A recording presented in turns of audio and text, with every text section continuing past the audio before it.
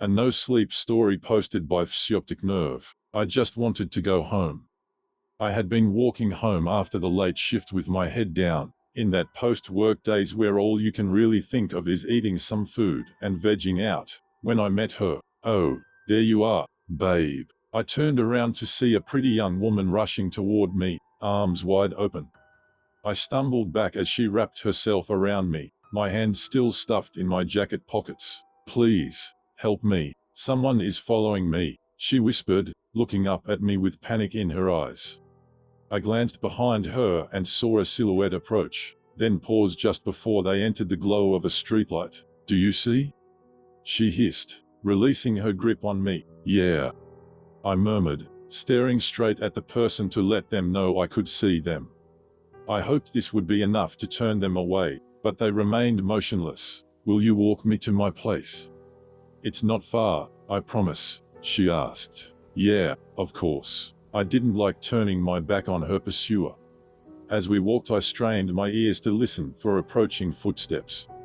Every so often I glanced back, unnerved to see them each time, always avoiding the light and standing in the shadows, still and silent. "Are they still there?"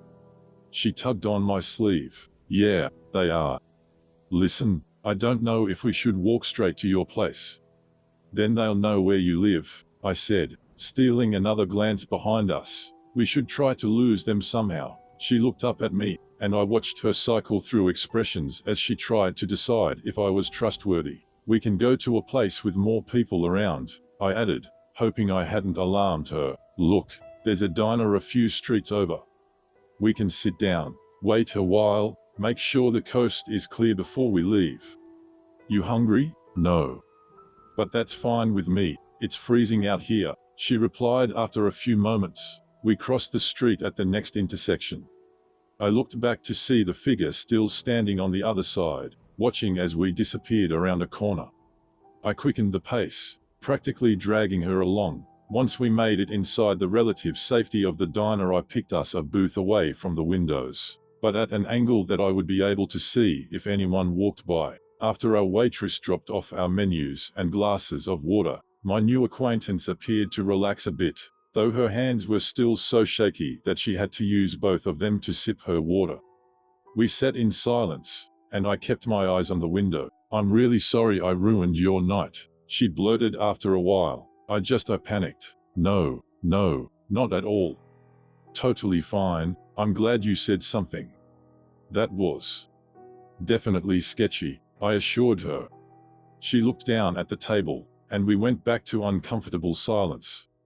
Not wanting to keep her from getting home, I eventually came up with a suggestion. "Look, I could call you a cab or something. Get you a ride home.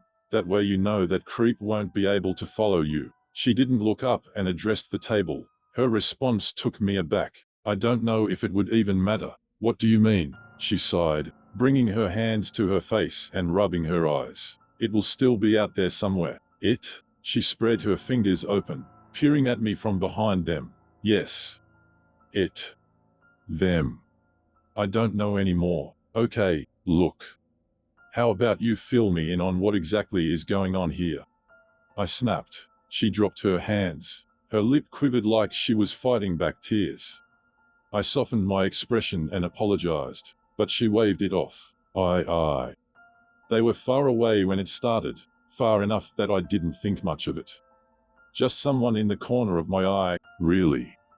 At first I thought it was just me imagining things. It took a while for me to realize that I was being stalked. I narrowed my eyes at her, wondering just what I'd gotten myself involved with. It just kept getting closer. She continued. It got so close. I could almost see it clearly. And I knew it wasn't right. The situation was taking a turn I hadn't anticipated. There was no denying that someone appeared to be following her, but the rest of her story made me question her lucidity. I chose my next words carefully. "Why don't you tell me what you think you saw, and I'll try to help you. And if I can't, I'll find someone that can." She pulled back instantly, regarding me suspiciously. "I'm not crazy.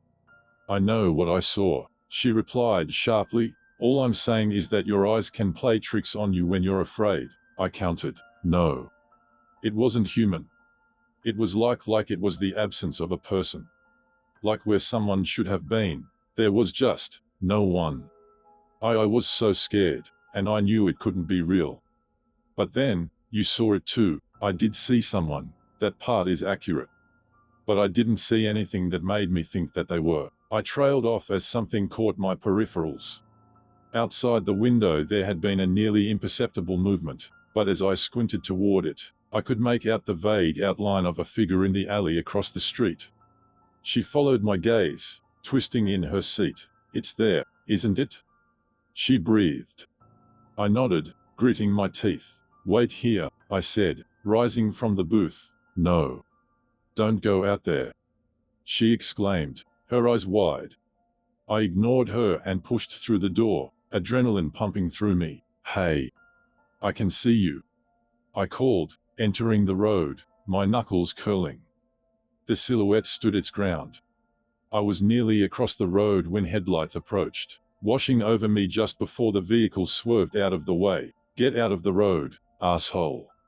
The driver yelled out the window before blaring the horn and speeding away. In those few moments her stalker had managed to disappear from sight. I scanned the darkened alley, moving forward cautiously, expecting them to leap out at me at any second. But there was no one there, and there was no one on the sidewalk either. For the first time that night, I felt genuine fear. I hustled back to the diner, this time checking for traffic first. As I approached the door, I found the booth sitting empty. A wad of crumpled bills sat on the edge of the table. Cursing, I searched the streets for any sign of her, to no avail. It had been an unsettling night, and by then I was completely baffled. What exactly had happened? I forced myself to slow down and assess things logically. I didn't really know what to think. I could almost have written it off as the antics of a very paranoid woman, except for the fact that there had definitely been somebody in the alley. And it did appear that they had been following her. Then I realized that I had never gotten her name. She hadn't asked mine, and I hadn't asked hers. This seemed odd to me, considering the bizarre interaction we had just shared. Was this some kind of elaborate con? Had she been working with someone else to distract me? My mind went back to how off guard I'd been when she embraced me, and I felt for my wallet. It was still there, and everything was still inside it, so she hadn't robbed me. Still, the whole thing didn't sit right with me. I couldn't let it go, so I decided to wander the streets in the hopes that I'd catch sight of her again. I pulled my hood tight and headed back in the direction we had come from, still trying to piece the puzzle of this evening together as I trudged along. I hadn't been walking for very long when I saw a group of friends smoking outside of a pub. "Hey, excuse me," I greeted them as I approached. "You didn't happen to see a friend of mine go by?" I had been trying to think of the best way to describe her, but the group ignored my presence entirely and continued to joke among themselves. "Excuse me, sorry to bother you all," I tried again, "but I'm looking for someone who..." There was a murmured agreement that they should head back in, that it was too cold to stand out there any longer, and with that they filed back inside without so much as a glance in my direction. Everything about this evening had been off, but this was unbelievable. There was just no reason for an entire group of people to pretend I didn't exist. Or was there? It was the absence of a person. I froze, her words entering my brain suddenly. But that was preposterous, wasn't it? I peered at my reflection in the pub window, certain of my existence. But now I was overcome with the need to get someone to acknowledge me. I reached for the pub door. I could feel it in my hand, but it wouldn't budge. I pushed and pulled, but the door wouldn't open from either direction. I'd have thought it was locked if I hadn't just seen it swing open seconds before. It was then that I knew something was wrong. Whatever this world is, whatever plane of existence I had come from, I quickly realized that I was not a part of it anymore. No one could see me, no one could feel me, no one could hear me, and I could no longer interact with any physical objects that I hadn't already been carrying. As the early morning sun began to rise, I was still desperately trying to get anyone's attention. For all my efforts, I was awarded nothing. The most I was able to do was get trapped in my building's stairwell after trying to follow a neighbor inside. To my dismay, I hadn't caught up with them before the door at the top of the stairs swung shut, and I was forced to wait there until another neighbor came down the steps on their way to work.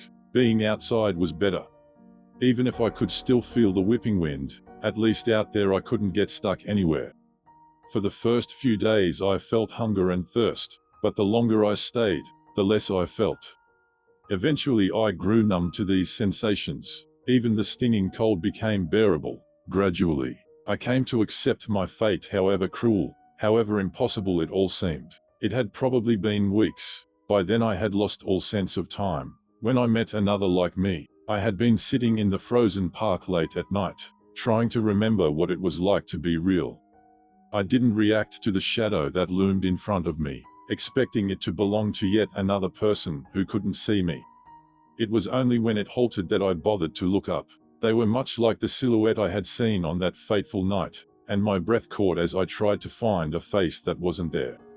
Something darker than total blackness stared back at me, and I wondered if I appeared the same way to them. "Do you see me?" I tried asking it. "Yes." I nearly choked, searching for words, trying to figure out what question to ask next. What happened to us?" The figure gave a dry laugh. "Seems we're dead, doesn't it?" It had crossed my mind a few times. But hearing one else say it was worse. Only then did it feel real. "But how?" I cried. The stranger snorted. "You mean you don't remember how you died?" "No." "Do you?" "Yeah. Got lured here, just like you." "What do you mean?" The figure gave a long sigh before sitting beside me on the bench. "Haven't been like this long, have you?" I shook my head. "Well, here's how it works. As you might have noticed, most people can't see you, and you can't do a thing to make them. But there are a couple of exceptions. They're just really rare to come across." "What are the exceptions?" "Well, there are the gifted types," it said, pointing a non-finger to the middle of where their forehead would have been. "And then there are folks who are on their way here." "On the way here?" "Like, dead?" "Precisely." I processed this information for a while, trying to think back to the night I'd disappeared. She'd been able to see the dark figure, and so had I. I drew a sharp breath, the revelation slowly dawning on me. The car. It must have hit me when. "Not quite," the stranger interjected. "You never actually died. Whoever took your place managed to swap places with you right before you would have." Right place, right time.